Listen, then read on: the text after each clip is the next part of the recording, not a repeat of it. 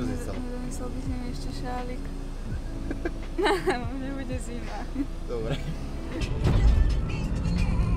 Šálik máme. Kam ideme? Neviem, kam ideme. No, to ešte uvidíme. Postávka pre klasickú vec. Ona sa na píky. Môžeme ísť? Môžeme. Sme vyklúžne.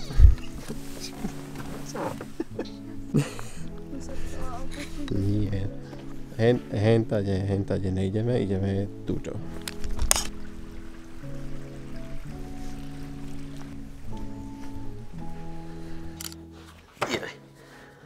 Musel som si priniesť poznámky, že ešte vlastne musím dotočiť do tohto prvého videa. Ono je to strašne divné, lebo ja som dlho fotil, natáčal, takže som robil s tými ľuďmi, natáčal som v podstate iných, ale nikdy nie nejako extra seba. A je to strašne divné, ale je strašne divné, Bože, pomôcť. No, tak teda sa presúvame o mesiac neskôr. Aké prozaické pri mne, nevadí. Boli sme teda pozrieť na tej vyhliadke v Rači. Sme sa tak nejako zarozprávali, že som už ani nechcel nejako extra vyťahovať kameru, takže som len pofotil, tak sem pridám tie fotky, ako to tam vyzerá. Není to úplná turistika, ani by som to tak nejako extra nenazval, je tam v podstate celá tá cesta po asfaltke, takže taká, ja neviem, nejakých 40 minút plus minus to bolo, keď tam človek prišiel od parkoviska pri amfiteátri, takže také veľmi príjemné. Vie to tam človek v pohode zvládnuť aj v teniskách, takže vyzeralo to tam nejako takto.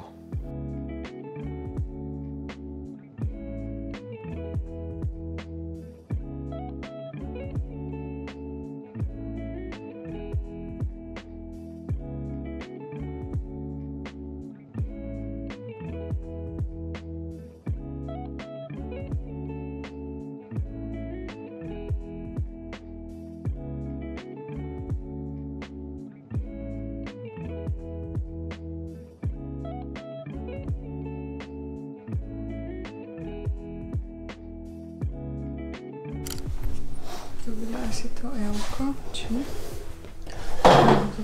Čo to je? Toto je L-ko. To ti nevychádza? Alebo... To mi nevychádza. Toto, že by malo byť L-ko. Akože wow. No tak no vyskúšame. No, tak ako môžeme to vyskúšať aj na seba napríklad, ale no, neviem. Aha, toto sú tie, čo si ona objednávala.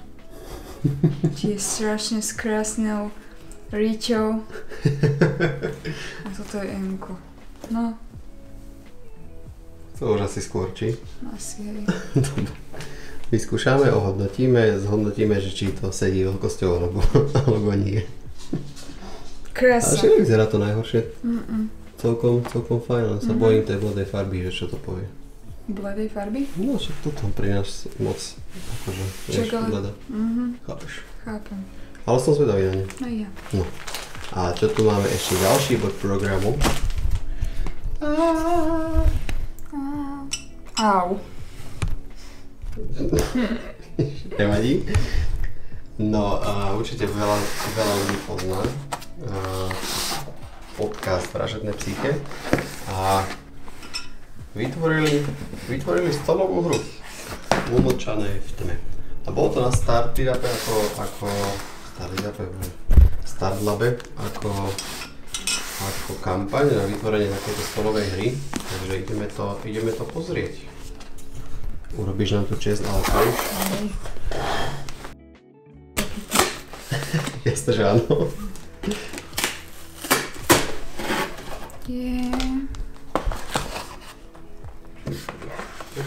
Pozri, aké to krásne. Zavaleté. No poďme to. Pozrieme to aspoň. Spoločenská hra. No to si budeme normálne značiť. Karty osudu. Aha, ja už som to išla otvárať. Aha. Stop, ešte, že tam je tá stopka. Ja nezastavujem. Hárok? Zasa hárok? Hárky je v robote, hárky je tu. Karta vyšetrovania a To môžem? No to asi tiež radšej nie. A úvodné stretnutie. Ale dobre to vyzerá, že? To bude fakt, že zložka 1, zložka 2, zložka 3. Dobre, toto raz pod jedno, hej. Ty vole! Už. Aha, to sú normálne, že záznamy. To bude fakt, že ako detektívka, áno. Aha, normálne spis, to je aké dobré. Choď preč teraz. Ježiš, chudáko, Búk. To je, aké dobré. No, tak viac... to budeme musieť vyskúšať nejaký Viac večer. sa dozvieme až pri hre samotný. Tak určite nejaký večer vyskúšame a potom hodím aj na Instagram recenziu, pozrieme to, že jak to vyzerá. A na tomto klipe ste mohli teda vidieť odbalenie tej stolovej hry Umlčané v tme. Je to od tvorcov podcastu Vražedné psyché, takže taká akože zaujímavý koncept. A ze sviatky sme to skúsili a sme to v podstate celé dohrali. Hrali sme to 4, nejaké plus minus 2,5 až 3 hodinky. Pokiaľ sa to človeku podarí vyriešiť na prvý krát, tak hold, v podstate ste tú hru dohrali. Keď sa vám to nepodarí, tak hráte ďalej. Takže určite odporúčam, ale asi na to ešte hodím nejakú takú mini recenziu v samostatnom videu. Takže nejaké jednoduché predstavenie. Som Alex, som obyčajný človek, možno ako práve ty, čo to sleduješ. Takže žiadny nejaký zázračný nadčlovek, guru alebo učiteľ v nejakej extra sfére. Si to tu budeme tak nejako natáčať, tvoriť a uvidíme, čo z toho nejakým štýlom niekedy možno vznikne. To je fakt strašné. Ty vole, to bude prúser, joj. Mal som to začať už pred tými rokmi, ak som to pôvodne chcel, ale nikdy som sa k tomu vlastne nejako nedokopal. Ono, keby to človek aj chcel robiť pre peniaze, tak to si ešte povieme. Tak je to síce pekná myšlienka a verím, že veľa ľudí s tým začína práve preto, aby išlo zarábať, ale ako som povedal, ja nie som žiadny guru ani master v nejakej extra sfére a ani ma nebaví robiť také ten nejaký náučný štýl. Chceme si tu proste odkladať spomienky, odkladať si veci, čo robíme. Tak nejako dokumentovať, čo sa v tých našich životoch tak nejako deje, alebo skôr nedeje. No ale tá malá vsúka, o ktorej som hovoril, že aby tu človek mohol vôbec niečo na tejto úžasnej, neúžasnej platforme zarábať, tak potrebuješ, že 1000 sledovateľov, čo nemám, a 4000 hodín watch timeu za posledných 365 dní, čo týmto štýlom mať nikdy asi ani nebudem, takže o nejakých peniazoch sa tu vlastne baviť ani nemôžeme.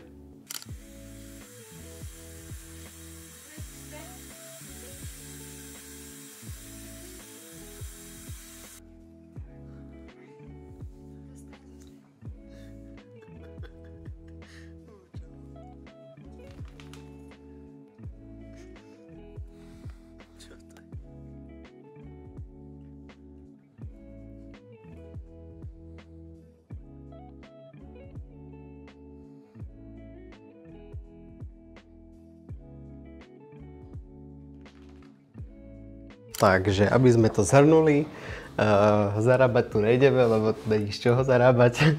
Ideme si sem proste tak nejako dokumentovať všetko to, čo sa deje, lomeno nedeje.